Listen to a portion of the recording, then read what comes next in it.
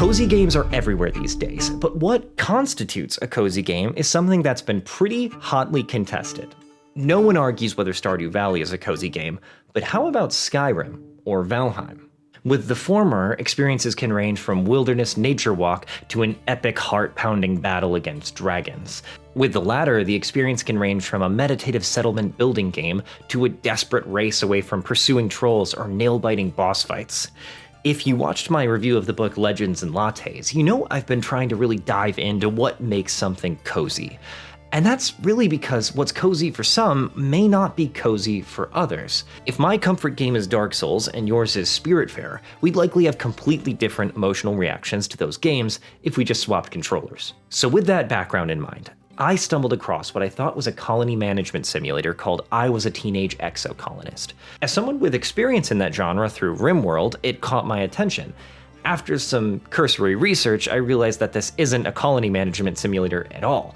It's much closer to a visual novel with light role-playing and deck-building elements. Now that didn't really seem like my cup of tea, but still the idea and aesthetic of it intrigued me, so I gave it a try. And it ended up being all I played for the next week and a half. I Was a Teenage Exocolonist starts with your 10-year-old character surviving an emergency landing in a colony ship called the Stratospheric. Over the following 10 years, you participate in the development of this colony, as the colonists try to survive on this new planet. You can make friends, find romance, and try to find your place to help this colony survive. Along the way, there are many mysteries, like what else is out there beyond the colony walls? What are your parents keeping from you? And why do you keep seeing alternate versions of the future? These questions and more get answered as you progress through your first playthrough of the game, but more questions will arise, and tragedy will inevitably hound you through your teenage years and tease you with the question, was there something you could have done differently? As soon as those credits roll, the game invites you to hit play once more. That sort of replayability is pretty standard in games with romance options, as of course you'll want to try it again, but with a new waifu or husbando. Now, I'm not going to get into spoilers about this game because I liked it and I do recommend it, but I will tell you generally how it works and get into my experience playing it. One of the things that intrigued me about the mechanics of the game was the deck building aspect. Throughout the game, your decisions make memories, and those memories are manifested in the form of cards that make up your deck you use to play through the game's challenges. The basic idea of this system is that there's a target number you have to meet or exceed, and you get a handful of cards from your deck to try and do that.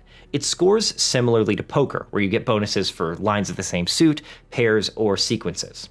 This deck-building aspect and the emphasis on multiple runs evoked the super addictive deck-building roguelite Slay the Spire to me, but where runs in Slay the Spire take about 40 minutes, runs in Exocolonist can take around a dozen hours. Now take what I'm about to say with a grain of salt, because it is very personal to me, but I think visual novel games are not my favorite in terms of replayability.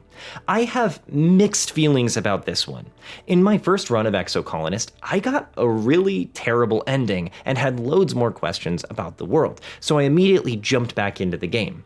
It's then that I realized just how impactful each of your decisions is to the characters in your world and to the world state at the end of a run. Again, without going into spoilers, certain things you say or do can give pluses or minuses to specific stats that aren't visible in the main character screen. Stuff like somebody's ambition, somebody's confidence level will go up or down, and that will affect your endings. So the game's kind of saying, oh, you said that, huh? That's gonna come back to bite you. See you in a few hours, idiot. On top of that, the game has a time and skill system. Every month is a turn in a 13-turn year, and there are 10 years total. For most of those months, you'll be spending them increasing your skills. The game recommends you focus on maxing specific skills rather than going broad. This ensures you'll be succeeding at some things and failing at others. This is where I have those mixed feelings, because honestly, I don't want to make a mistake in the first hour that will burn me hours later. It makes me want to play the whole game with a guide next to me. Now, this didn't bother me at all in my first run, but once I understood that I could influence what happened in the world, I wanted to jump in and try and do just that. But after a couple hours, I realized that I had missed saving a character by choosing a bad set of starting stats in the character creation screen, and not going hard enough in specific classes in the few months to try and fix that. If you want to save all the characters in the game, you're going to have to be incredibly efficient and strategic, basically going for a perfect run. And to me, the visual novel gameplay doesn't really support that. In a visual novel, you're supposed to be reading the text because it informs both the gameplay and the story. But on subsequent runs, I just wanted to skip past all that to get to the new content. But Teenage Exocolonist punishes that kind of gameplay. There are subtle differences run to run based on what kind of endings you've gotten previously. So if you aren't taking your time, you'll miss important things. And in a way, I don't think the game designers are wrong for that. They want you to take your time, to live in the moment, to feel the coziness. And in my first run, I did feel that coziness. But in the next one, all that was drained away, replaced with anxiety that I was missing something or that I was fucking something up. It was hard to enjoy the game in the next run because I was thinking that I should just start over and try again whenever something went wrong. And that's when I stopped playing it. Midway through my second run, I set the game down. I realized that I could spend so many hours trying to get that perfect run, and realized that it wouldn't give me the joy that I was looking for when I picked this game up and played it through for the first time.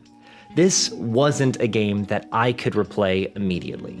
If or when I do replay this game, it will be months from now, when the details aren't as fresh in my mind. I'll take my time and experience the world slowly again, because at its core, this is a cozy game. It's not meant to be torn through frenetically with a completionist mindset.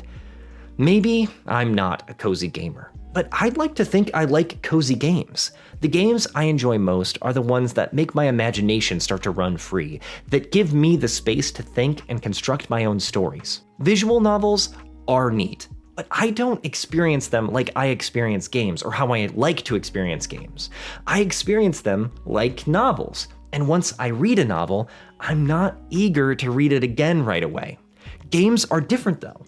Often the game can be played an entirely different way when played again. You can try different builds, different plot lines, bring different companions with you, play as different characters. Now, Teenage Exocolonist has these things too, but maybe it's just not different enough for me to enjoy playing again right away. That said, if you're thinking of playing this game, I really do recommend it. It's a fantastic story with amazing characters and world building, and you may have more tolerance for jumping back in to see more of the game than I did. I really do think that this is going to be a taste thing, so your mileage there may vary. Even if you do have a similar experience to me, I think this game is well worth the price of admission. Exocolonist is charming, meaningful, and sincere, and it's a game I'll be thinking about for a long time. The way it pairs its visual novel DNA with an interesting deck-building game that uses its story beats mechanically by turning those memories into playable cards, that's inspired. There should be a tabletop RPG that does that already. It's a really cool idea to have your story so directly impact mechanics, and vice versa, since your performance in the card game can decide success or failure in certain parts of the game, though the game rarely fully gatekeeps you even if you fail during those challenges. I am very happy I stumbled across this game, and I'll be thinking about it for a long time. If you like cozy games, visual novels, or dating sims, you'll find something here that's truly unique. The characters are really well written, and their relationships are intriguing. The part of me that loved chasing down romances in Fire Emblem, Mass Effect, and Baldur's Gate 3 loved those aspects, and can see that being the reason that I decided to pick this game up again. Let me know if you've played this game or are thinking of picking it up in the comments. Thanks so much for watching, and special thanks to my patrons. If you want to support the channel, my Patreon's a great place to do it. Please subscribe. My name is DeHart. See you in another life.